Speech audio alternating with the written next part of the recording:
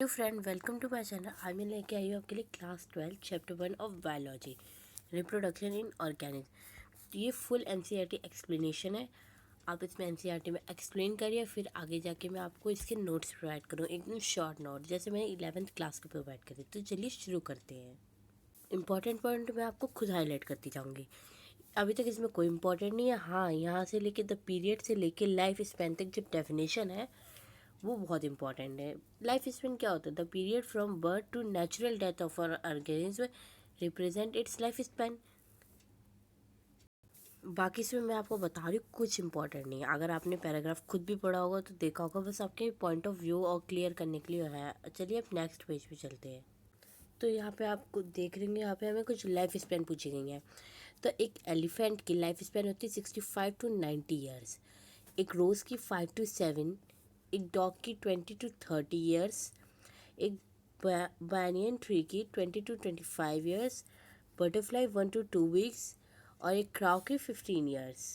ऐसे आप इन सब की भी लाइफ स्पेन कर दीजिएगा। एक एक नंबर क्वेश्चन में ये आ सकते हैं, तो इट इज़ वेरी एसेंशियल, कर जरूर लीजिएगा। तो चलिए अब चलते हैं हमारे थर्ड पेज पर। यहाँ से आते हैं हमारे इंपॉर्टेंट पॉइंट। तो सबसे पहले आप सबसे नॉर्मल बात है, रिप्रोडक्शन की डेफिनेशन एकदम अच्छे से रट लीजिए, और वो भी यहाँ तक, बस यहाँ तक है आपकी रिप्रोडक्शन की डेफिनेशन। इतनी रट ली ना तो बहुत है। और ये सब तो आपको वैसे भी क्लियर करना है क्योंकि आप इसे 9th में पढ़ चुके हैं। अब फिर इसके बाद रिप्रोडक्शन, यहाँ बीच में कुछ भी इम्पोर्टेंट नहीं है। यहाँ से लेके वैन ऑफ स्प्रिंग से लेके असेक्सुअल तक इम्पॉर्टेंट है। असेक्सुअल के बारे में बताया गया है। अगर हम नीचे चले तो यहाँ पे एक सेक्सुअल की भी डेफिनेशन ऐसे ही पैटर्न में है, तो इसे भी ज़रा पढ़ लीजिएगा। बस इतना ही इस पैराग्राफ में इम्पॉर्टेंट है, इसे कर लीजिए। फिर उसके बाद हमारा आता है एकदम एक्सप्लेनेशन ऑफ असेक्सुअल रिप्रोडक्शन। इसमें कुछ इम्पोर्टेंट नहीं है, बस ये क्लोन वाली टर्म है ना, इसे पढ़ लीजिए। ये बहुत ज़्यादा पूछ जाती है, एक एक नंबर क्वेश्चन में ज़रूर आती है। और ये न्यूक्लियस का देख लीजिए कि रिप्रोडक्शन इसमें कैसे हो रहा है, बस इसमें और कुछ इम्पोर्टेंट नहीं है। फिर चलते हैं हम नीचे। यहाँ पर भी आप देख रहे होंगे, आपको कोई इतनी टर्म कोई इम्पोर्टेंट नहीं है। हाँ, यहाँ से लेके इन प्रोटिस्टा से लेके यहाँ मोड ऑफ रिप्रोडक्शन, इससे पता चलेगा आपको mode of reproduction protista Monera में सेल डिवीज़न होता है, और ये माइटोसिस के थ्रू करते हैं रिप्रोडक्शन। तो इसमें आप ये पैराग्राफ पढ़ लीजिएगा, ये बहुत बेनिफिशियल है। तो आगे हम अपने नेक्स्ट पेज पे, तो यहाँ पे आपको कुछ रिप्रोडक्टिव स्ट्रक्चर दिख रहे हैं, जैसे जो स्पूर से क्लेमिडोमनस होता है, कॉनिडिया से पेंसिलियम होता है, बर्ड्स हाइड्रा में होती, गैमल्स स्पॉन्जिस में होते हैं। तो चलिए हम नीचे चलते हैं। ये हमारा पैराग्राफ है, तो ये बहुत इंपॉर्टेंट है, तो इसे ध्यान से पढ़िएगा। मैंने single cell organic produce by binary fission. आपने देखा है अमीबा, पैरामीशियम, इन सब में कौन सा फिजन होता है? बाइनरी। और ये एक मोड ऑफ रिप्रोडक्शन है असेक्सुअल का। इसमें क्या होता है, सेल डिवाइड हो जाते हैं हाफ और जल्दी जल्दी ग्रो कर जाते हैं। तो इसमें अगर आपको याद रखना है तो बस ये बाइनरी फिजन और अमीबा पैरामीशियम से याद रखिएगा। फिर आते ईस्ट। ईस्ट में हम सब ने 9th में पढ़ा था कि डिवीज़न जो होता है अनइक्वल सा होता है, बस एक मतलब एक पार्ट से ग्रो होता है, अनमेच्योर कंडीशन में रहता है अटैच, और फिर वो डी अटैच हो जाता है जैसे ही वो मैच्योर होता है, फेवरेबल कंडीशन में वो ग्रो कर जाता है। तो यहाँ से आपको बर्ड से लेके यहाँ तक आपको थोड़ा इम्पोर्टेंट है। फिर एक टर्म आती है, सॉरी दो टर्म आती है, एनकिस्टन एंड स्पोरलेशन। ये वन वन वर्ड में क्वेश्चन में बहुत पूछी जाती हैं। चलिए पढ़ते हैं। This phenomena is term as enkystin, where favorable condition return the encysted amoeba divide by multiple fission and produce many minute pod or pseudospore. The cyst wall burst out and spore are liberated to surface medium to grow up into amoeba. This phenomena now as sporulation. सबसे पहले इनकिस्टेशन का मतलब होता है amoeba के पास एक तीन, वो सूडोपोडिया से सीक्रेट करता है अपने खाने के लिए, एक 3 लेयर का स्ट्रक्चर भी सीक्रेट करता है, वो हार्ड कवरिंग होता है, जैसे कहते हैं हम इनकिस्टन उस फिनोमिना को। और उस फिनोमिना में क्या होता है, जब मतलब कि ड्यूरिंग द फेवरेबल कंडीशन वो फिनोमिना एक स्पोर्स बहुत सारे प्रोड्यूस करता है, वो बर्स्ट कर जाता है। तो उसमें क्या होता है, बहुत सारे स्पोर्स है एकदम मतलब स्प्रेड हो जाते हैं पूरे में। तो उस प्रोसेस को कहते हैं स्पोरोलेशन। इसको समझना बहुत इंपॉर्टेंट है, ये टर्म बहुत पूछी जाती है।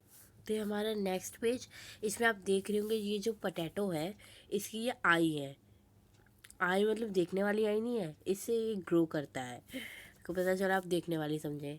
ये जिंजर है, इसके नोट्स हैं, ये बर्ड्स है, ये एडवेंटिजस रूट्स हैं। एडवेंटिजस के बारे में आपने पढ़ा भी होगा प्रीवियस क्लास में, इसमें भी एडवेंटिजस रूट्स है और इसमें भी। तो नीचे देखते हैं हमारे क्या क्या इंपॉर्टेंट है हाइलाइटर्स। तो member of kingdom fungi, simple plants such as algae reproduce through asexual reproductive structure. The most common these structure are zoospores that are usually microscopic motile structures. Other common asexual reproductive structure are conidia. ये याद रखिएगा कि penicillium में conidia, hydra in birds, spongin में गैमल्स, zoospores.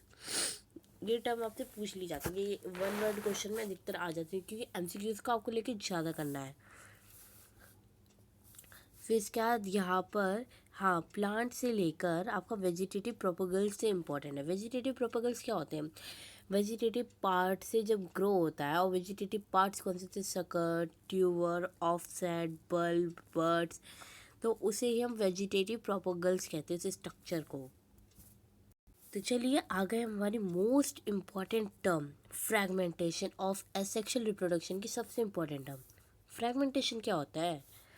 The process involved in asexual in some organisms, if the body break in two distinct pieces, each fragment grow into an adult capable of producing offspring.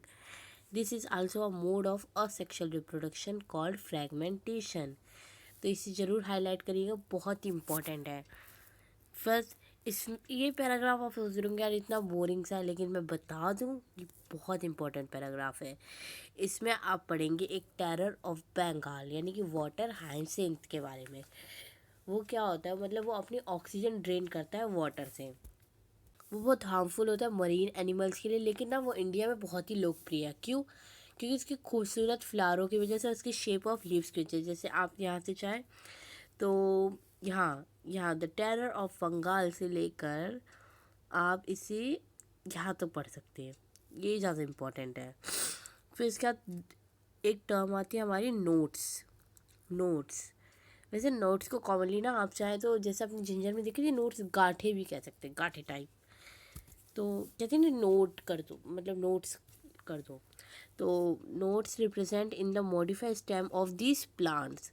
तो notes के लिए आप arise से लेकर new plants तक कर लीजिए, यहाँ से आपको समझ में आ जाएगा। ठीक है, तो चलिए अब नेक्स्ट टर्म पे चलते हैं, यहाँ तक कुछ इम्पोर्टेंट नहीं है। अब आ जाते हैं हमारा most important topic, sexual reproduction.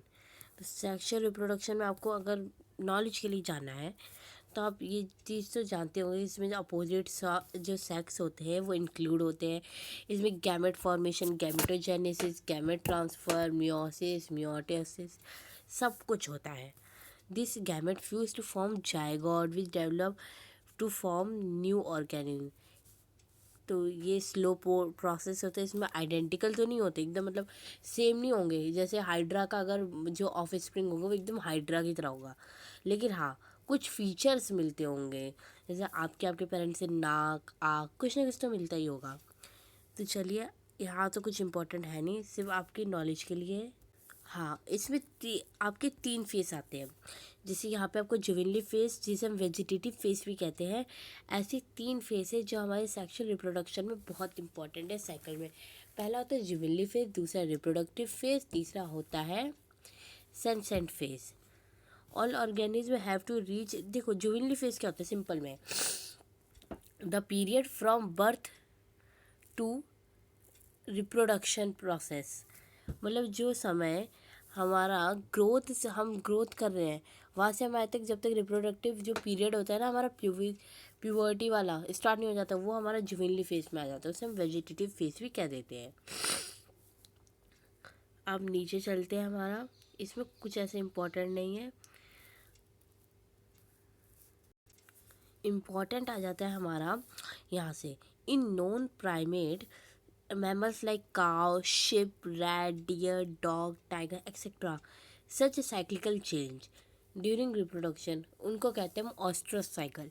याद रखिएगा, 2 साइकिल होते हैं हमारी, menstrual cycle, oestrus cycle. Menstrual के साइकिल के बारे में आपने पढ़ा होगा प्रीवियस क्लास में भी, लेकिन जो ऑस्ट्रस होती है ना वो which is use for non primate mammals, मतलब जिनके रिप्रोडक्शन के प्रोसेस के दौरान इनकी साइकिल थोड़ी चेंज होने लगती है। और अगर हम if we tell in the term of primate means monkey, apes, mammals, तो उनकी प्रोसेस क्या होता है, मेंस्ट्रुअल साइकिल उनकी चल रही होती है ना, मतलब वो रिप्रोडक्शन के थ्रू थोड़े टाइम के लिए बंद हो जाती है, लेकिन वो वैसे ही कंटिन्यू चलती है, इनमें कुछ ऐसा नहीं होता। तो यहाँ पे बस यही इम्पोर्टेंट था यहाँ तक। फिर चलिए हम नेक्स्ट पेज पे चलते हैं। और हाँ, एक टर्म और पूछ ली जाती है, मैनी मैमल से लेके नेक्स्ट पेज पे, मतलब जो कुछ सीजनल टाइप होते हैं, जैसे कि यहाँ तक, हाँ, सीजनल ब्रीडर। इन्हें हम सीजनल ब्रीडर, मतलब सीजन में ही इनका मतलब वो रिप्रोडक्शन प्रोसेस होता है। और कुछ मैमल्स होते हैं वो कंटिन्यूस ब्रीडर होते हैं, मतलब उनका रिप्रोडक्टिव फेस है ना वो एक्टिव टाइप रहता है। फिर इसके बाद इसमें कुछ ऐसा इंपॉर्टेंट नहीं है। अब चलिए हम नीचे चलते हैं। क्या इवेंट होते हैं हमारे सेक्सुअल रिप्रोडक्शन में? After attend of maturity all sexually reproducing organic exhibit event and process that have remarkable fundamental similarity, even though the structure associated with sexual reproduction are indeed very different. The event of asexual reproduction, through elaborate and complex, follow a regular sequence. Sexual reproduction is characterized by the fusion of male and female gamete, the formation of zygote and embryogenesis. For convenience, this sequential event may be grouped into 3 distinct stages. याद रखिएगा, event अगर sexual reproduction की बात आ रही है और आपको explain करने को बोला जा रहा है, तो आपकी 3 जो दे रखे हैं ना, pre fertilization, fertilization, post fertilization, ये 3 टर्म की बात ही की जा रही है और कुछ नहीं पूछ रहे वो लोग। और ये 5 नंबर के क्वेश्चन में आ सकते हैं, स्कूल वाले तो दे ही देंगे। प्री फर्टिलाइजेशन इवेंट, अब इसमें प्री फर्टिलाइजेशन इवेंट में 2 तरह के प्रोसेस से होते हैं। एक होता है गैमेटोजेनेसिस, एक होता है गैमेट ट्रांसफर। अब आप सोचेंगे कहीं ऐसा तो नहीं गैमेटोजेनेसिस गैमेट ट्रांसफर एक ही सा होता है? नहीं, बिल्कुल नहीं। चलिए हम पढ़ के देखते हैं। Gametogenesis refer to the process of formation of these 2 type of gamete, male gamete and the female gamete. Gametogenesis में क्या होता है, सिर्फ फॉर्मेशन होता है गैमेट्स का। आपको पता है गैमेट्स 2 टाइप के होते हैं, मेल एंड फीमेल। और गैमेट्स क्या होते हैं, haploid cell. In some algae the 2 gametes are similar in appearance. बहुत इंपॉर्टेंट पॉइंट है, अगर 2 गैमेट है देखने में सेम है, ठीक है, उन्हें कैटेगराइज अलग अलग करना बहुत ही मतलब इम्पॉसिबल टाइप है, तो उससे कहेंगे हम होमोगैमेट्स, और उसे हम आइसोगैमेट्स भी कह सकते हैं। और अगर 2 गैमेट्स हैं वो देखने में एकदम अलग है, उन्हें हम डिस्टिंक्ट आराम से कर सकते हैं कि ये अलग है, ये अलग है, तो उन्हें हम कहते हैं हम हेट्रोगैमेट्स। आपको याद होगा आपने 9th की केमिस्ट्री में कुछ होमोजीनियस, हेट्रोजीनियस ऐसे टर्म अभी भी पढ़ते आ रहे हैं, तो उसी टाइप से रिमेंबर रखिएगा। फिर आ जाते हैं हमारे जो गैमेट, मेल गैमेट होता है उसे कहते हैं हम एंथ्रोसाइड यानी कि स्पर्म।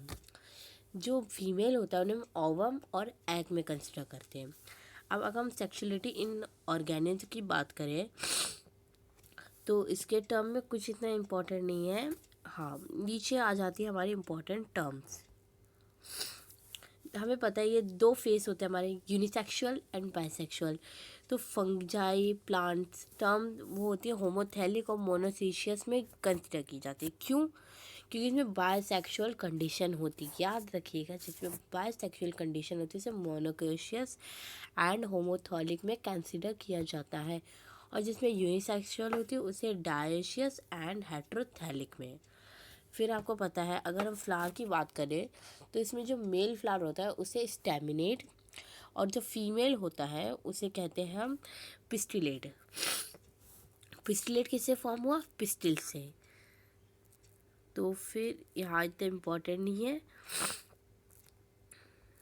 हाँ, एक आध क्वेश्चन पूछा जाता है कि कॉकरोच में कौन सा होता है, तो कॉकरोच में होता है hermaphrodite. hermaphrodite which is used for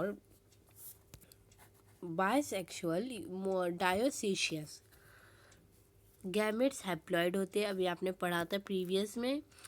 फिर इसके बाद ब्रायोफाइलम वगैरह के, और ये हाँ ये important, several organic belonging to Monera, fungi, algae, bryophyte, they all are haploid plant body, but in organism belonging to pteridophyte, gymnosperm, angiosperm, most of animals, including human beings, the parental body is diploid. और meiosis, the reduction division has to occur diploid. ठीक है, तो ये remember रखिएगा points को। हम आ गए next page पे।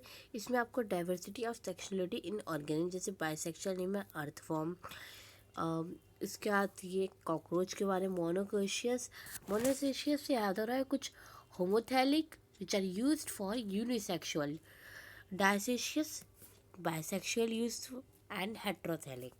तो ये टर्म आपको ऐसे ही याद रखनी पड़ेंगे क्योंकि कभी पूछ सकते हैं। तो चलिए हम नेक्स्ट पे चलते हैं। ये ऊपर आपको एक चार्ट से दे रखा है, आप इसे देख सकते हैं। Chromosome number in meiosis means diploid 2n and gametes haploid n of some organism. तो इसे आप फिल करिए खुद, और अगर आपको नहीं पता चला मुझे बता सकते हैं। तो चलिए नीचे चलते हैं। In diploid organism specialize cell होते हैं, उन्हें हम कहते हैं मियोसाइट्स, यानी gamete mother cell undergo meiosis. At the end of meiosis, only one set of chromosomes get incorporated into each gamete. तो ये इम्पॉर्टेंट है, यहाँ से लेके यहाँ तक आपको रिमेंबर रखना है। तो हमने पहला प्रोसेस पढ़ा था हमारा गैमेटोजेनेसिस, यानी कि वेजिटेटिव फेज का। अब पढ़ते हैं गैमेट ट्रांसफ़र। गैमेट ट्रांसफ़र के बारे में, after the formation mail and female gametes के बाद हमारा ये गैमेट ट्रांसफ़र होना चालू हो जाता है। आपने पढ़ा होगा कि फीमेल में XX क्रोमोसोम होते हैं, इसमें XY होते हैं, तो इससे गैमेट हमारे ट्रांसफ़र तो होंगे ही, क्रोमोसोम नंबर ट्रांसफ़र हो रहे हैं। तो इसमें इतना कुछ है नहीं, तो आगे चलते हैं हम। प्लांट्स के में सबको कन्फ्यूज़न होती है, तो जब मैं चैप्टर 2 करूँगी पढ़ाने, तो आप प्लीज़ मुझे बता दीजिएगा आपको कौन कौन से पॉइंट में प्रॉब्लम आ रही, मैं उसे और अच्छे से एक्सप्लेन कर दूँगी। तो चलिए, seed plant pollen grain are the carrier of male gametes and the ovule. ये तो हम 5th क्लास से पढ़ते आ रहे हैं कि भैया पॉलिनेशन होता है प्रोसेस, और इसमें क्या होता है, इंसेक्ट्स, वाटर, एयर के थ्रू हमारे जो गैमेट्स हैं वो जाते हैं एंथर से स्टिग्मा में, और वो रिप्रोडक्शन प्रोसेस को कैरी करते हैं। तो पॉलिनेशन आप देख लीजिए, facility transfer of pollen grain to the stigma, ठीक, फ्रॉम एंथर। फर्टिलाइजेशन की डेफिनेशन पूछी जाती है। एक आता है प्रोसेस सैनेगैमी। अब सैनेगैमी सुन के हैरान मत होइएगा कि क्या चीज़ पूछ ली, ऐसा नहीं है, बहुत ही आसान है। Vital event of sexual reproduction in perhaps the fusion of gametes is called सैनेगैमी।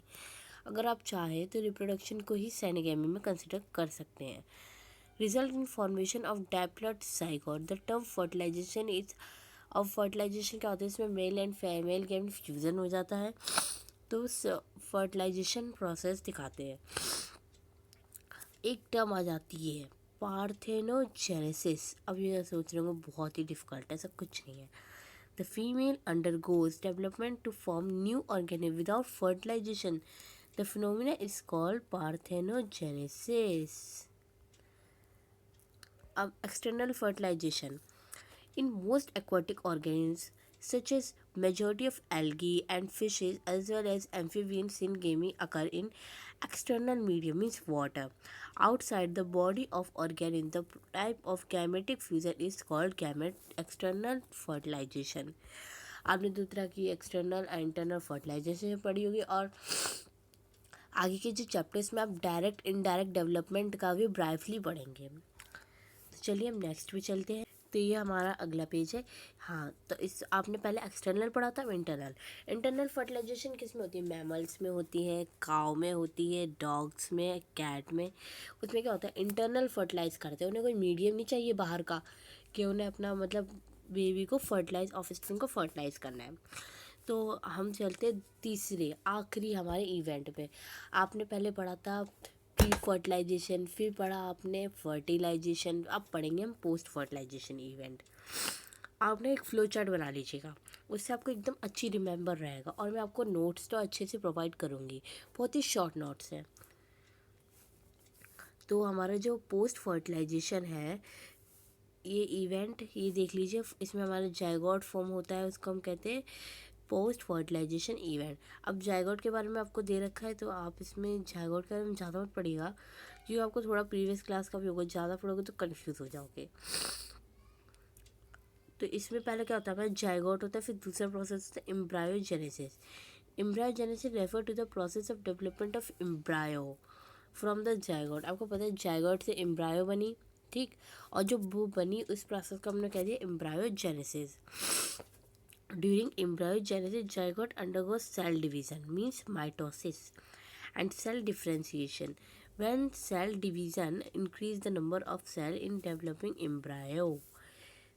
तो इस प्रोसेस को आपने प्रीवियस क्लास में पढ़ा है, अच्छे से याद करिएगा। दो टर्म आ जाती है हमारी बहुत इंपॉर्टेंट, ओविपोरस विविपोरस। ओविपोरस क्या होता है, the parents which lay eggs, और विविपोरस जो यंग वंस को देते हैं। तो बहुत सिंपल है, याद कर लीजिएगा। तो in oviparous animal like reptiles and bird fertilize egg cover by hard calcareous shell. जो वो एग होता है ना, वो कैल्शियम किस किस से कहते हैं, तो उसकी जो शेल को कहते हैं हम कैलकैरस शेल। वो क्या करता है, उस मतलब आसपास के एनवायरनमेंट से प्रोवाइड करता है कि ह्यूमिडिटी है, कोई मतलब कोई अदर ऑर्गेनिज्म आके उसे हार्म ना पहुंचाए, तो उससे वो प्रोटेक्ट करता है, उसको हम कहते हैं कैलकैरस सेल। फिर दो टर्म आ जाती है हमारी ovary and pericarp. Ovary develop into fruits and आपको पता ही है ओव्यूल किस में बनता है, सीड में हो जाता है। तो उनको प्रोटेक्ट करने के लिए ना एक थिक कोट सी होती है, उसको कहते हैं पेरिकार्प। जैसे आप ये पी वाला हिस्सा है ना, इसमें देख सकते हैं, ये तो मटर हो गई, मटर का दाना, और ये छिलका, इसे हम क्या कहेंगे, पेरिकार्प। ये प्रोटेक्ट कर रहा है ना मटर के दानों को। तो लास्ट टर्म यही थी, और यहाँ पर आपका चैप्टर हो गया कंप्लीट। अब मैं आपको नेक्स्ट वीडियो में इसकी एक्सरसाइज भी बता दूंगी। तो आप मेरे चैनल को लाइक करिएगा, सब्सक्राइब करिएगा और कमेंट में बताइएगा आपको कैसे लगा। Thank you.